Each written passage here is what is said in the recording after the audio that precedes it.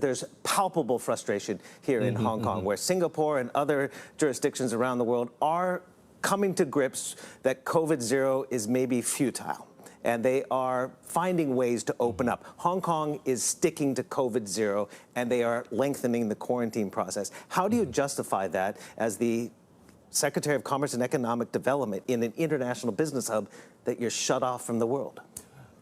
To start with, we're not totally shut off, but we are playing a safe sort of a strategy that we must keep the COVID at bay before we can sort of talk about full and sort of an entire open sort of a border or economy.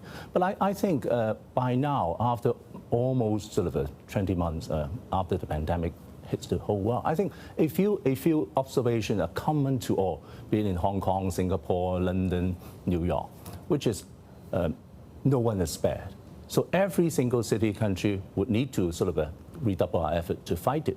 Even with vaccination coming in, there is still a very tough job for our community to tackle it. And secondly, I think there seems to be no quick fix and no one size fits all. But one could argue that the containment efforts, including the reduction down to 7 days quarantine, if you had proof of antibodies for the vaccine, that was working, and that one case that triggered a whiplash response up to 21 days and moving 15 nations back to high risk was kind of a knee-jerk reaction to an anomaly, and somebody who came in potentially got it in the quarantine hotel. So wasn't the relaxed quarantine process of 7 days working?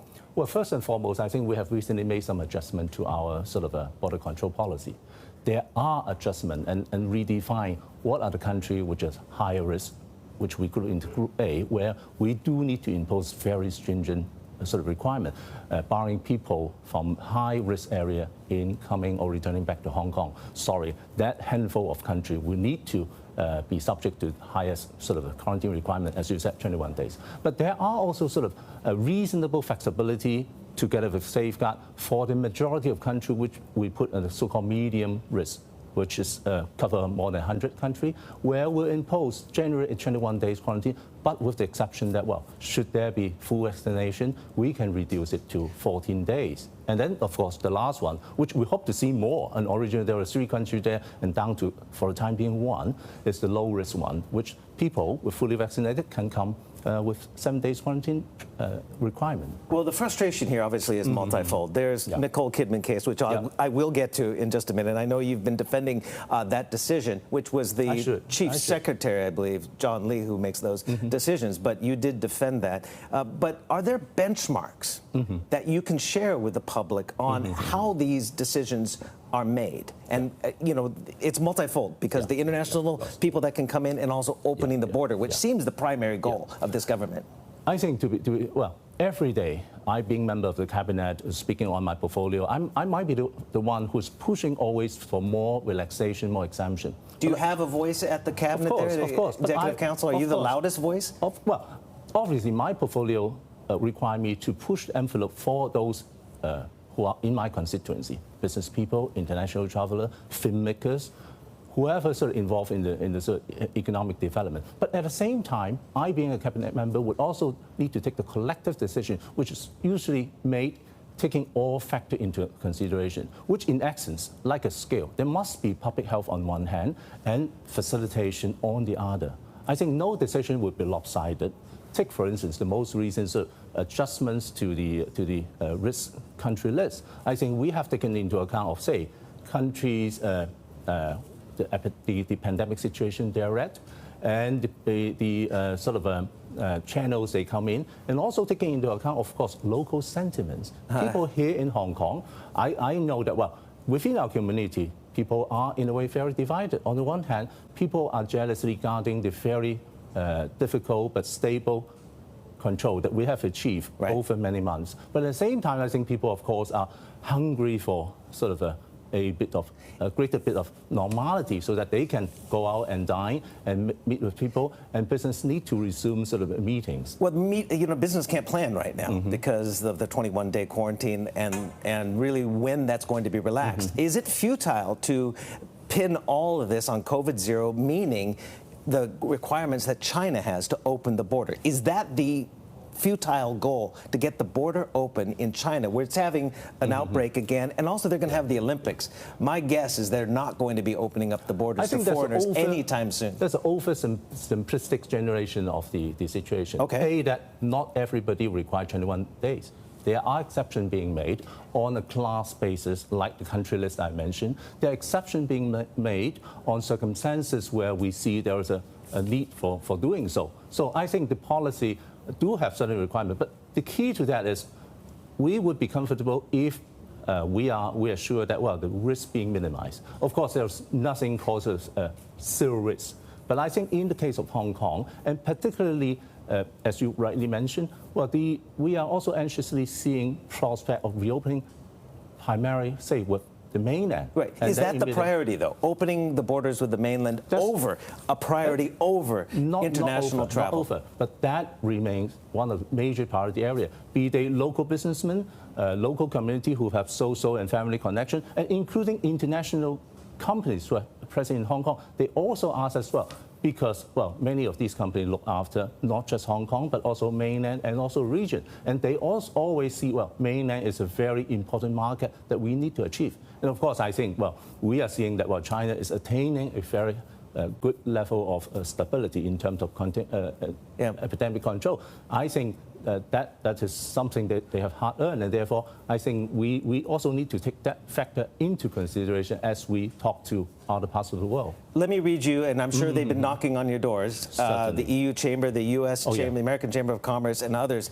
Here's what Frederick Gollop, who will be on our show later this morning, the EU Chamber chairman. Hong Kong must open itself sooner rather than later, or this new quarantine regime could lead many in the international community to question if they want to remain indefinitely trapped in Hong Kong when the rest of the world is moving on. This concern amongst the international business community could pose undoubtedly a growing threat to Hong Kong's status as an international business center. Sure. How much of a threat is that? Well, Frederick is a good friend and also a very diligent sort of foreign chamber sort of leader, which, with whom I meet very, very frequently in the last 20 months. And what do you tell him? Yeah, I think basically it's the channel that we maintain with foreign chambers. On the one hand, of course, I fully appreciate the difficulties, particularly those companies using Hong Kong as a base for this entire region. Senior officials need to travel, and therefore they need to in and out. And I think it's no secret that, well, the 21 quarantine days impose quite a sort of a stringent requirement on them, both sort of physically and also they were saying that, well, mentally this is quite stressful. And that's why I think there would need to be constant adjustment whenever circumstances allow. And I think, well, as I'm repeating myself, the country list based on risk assessment is changing. It's just seen as ad hoc, though. That's the concern. Not quite. I know. But again, I need to bring up Nicole Kidman because it's been a lightning rod of criticism. Obviously, I was at a dinner yesterday. Everyone was talking about this, and I was the only Guaylo. I was the only foreigner at the table. They were locals. They are extremely upset by what they see as a double standard. And I know you've justified it. You've justified letting Nicole Kidman in for this TV show. But I want to read you. This is what the government put out a statement saying, people who are granted exemptions explicitly for the purpose of performing designated professional work, which is conducive to maintaining the necessary operation and development of Hong Kong's economy. How is a TV show produced by a foreign platform about expat privilege conducive to economic development in Hong Kong? I don't get it either. If you try to portray it that way, then Hong Kong will be a dead city, as you earlier sort of worry. As a Commerce Secretary, I look after quite a wide portfolio from commerce, industry, tourism, and also film industry, which part of my team would look after sort of local and foreign film producers, using Hong Kong as a location for shooting, for production, and sometimes for post-production. This is one of the teams that are coming in with quite a big team of people and also during a series. Now, the power under the law, Cap 599E, do allow certain exceptions to be made for people who might have an impact or interest in the wider economic development, including, for instance, every day, if we try to maintain the food supply, we need such exemption. In fact, from the same ordinance, allowing people like lorry drivers, air crew members to bring food into the town. In the scientific world, earlier days when I remember when we were sort of vaccine and protective agreement, we did grant exemption to those personnel. So in my small area of sort of facilitating film production, we're making a small exception to a handful of people who need to come in to do the production. Wasn't there someone at the Executive Council table pounding the fist and saying, this doesn't look good for Hong Kong? I think the Hong Kong government might be a little bit tone deaf to the criticisms in society. I think our job is to make sure we have good connection with wider world in every aspect, provided such exemptions are being made in good faith and also with sufficient safeguards. For instance, in similar situation, we do require people to come in with a risk assessment of their origin. For instance, Australia was on our low-risk country just 2 weeks ago. That means that people coming in would only require 7 days. And also, depending on the individual circumstances, we also impose testing requirement, not just test and hold at the airport, but also no more than 3 times test within the 14 days they came in, and also fixed itinerary, knowing where they go, and also, in fact, because of that's a part of the film facilitation, we have people looking at the itinerary and doing surprise checks. So was going to a boutique part of the itinerary that was approved? Let's get to it. That's what people want to know. Why is she going to a boutique in Central on the second day she arrived in town? In my earlier statement, I have personally checked. There are certain itinerary part of the costume fitting. If that fits in with that was a costume fitting. If that fits in with the notified itinerary, there is no reason we should not disallow them. But of course, I think, I know high-profile people, personality also always attract certain limelight. But I think, aren't we here to do the job, to facilitate legitimate business? And back to the question you posed, that on this one of those examples where we will facilitate normal business behavior, which a lot of foreign chambers are also asking. Would you agree more exemptions are needed rather than fewer? Reasonable exemptions are needed, and that's why there's a provision in the law for us to do, and different bureaus, different policy secretary can put up their recommendation, of course, subject to health authority imposing conditions and also final approval by the chief secretary as the power reserve. I want to talk about your chief rival in the East Asia international business world, and that is Singapore.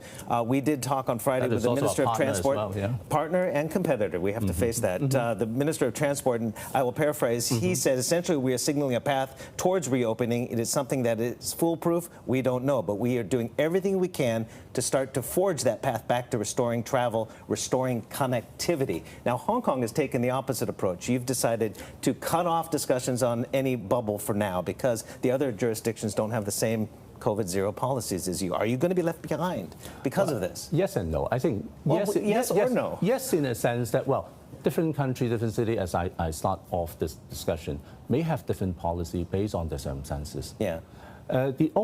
We discuss in good faith, in great collaboration. That's why I'm saying, it's not a competition game because people traveling either way would facilitate business on a mutual basis. Now, I'm glad that Singapore government has been recognizing Hong Kong's good situation, and therefore they allow unilateral entry without any quarantine requirement. That's a reflection of the work we have done in containing the disease. Now, the only difference after many months of discussion, unfortunately, the strategy that we both adopted have not able to reach the original criteria that we both agree, certain benchmark level.